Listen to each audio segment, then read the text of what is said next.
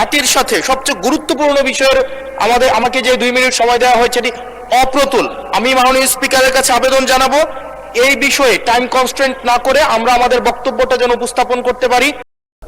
মানে এই সংসদে আজকে যেই পাটাতনের উপরে দাঁড়িয়ে আছে, এই সংসদটি প্রতিষ্ঠিত হয়েছে, এই সংসদের সংসদ নেতা, বিরোধী দলীয় নেতা, এই সংসদের ট্রেজারি বেঞ্চে যারা উপস্থিত আছেন, প্রত্যেকে এই সংসদে আসার পথে যেই ক্রান্তিকালীন পর্যায় অতিক্রম করে এখানে এসছে, এই পুরো জার্নির পিছনে যে আইনটি জড়িত সেটি নিয়ে হচ্ছে আমরা আজকে আপত্তি উত্থাপন করছি এবং সেটির জন্য 2 মিনিট এটা এক ধরনের, মাননীয় স্পিকার, এটা খুবই অপ্রতুল।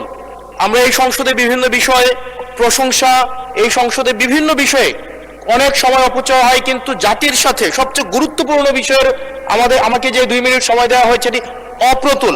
আমি মাননীয় স্পিকারের কাছে আবেদন জানাবো এই বিষয়ে টাইম কনস্ট্রেন্ট না করে আমরা আমাদের বক্তব্যটা যেন উপস্থাপন করতে পারি, সেজন্য আপনার অনুমতি প্রার্থনা করছি।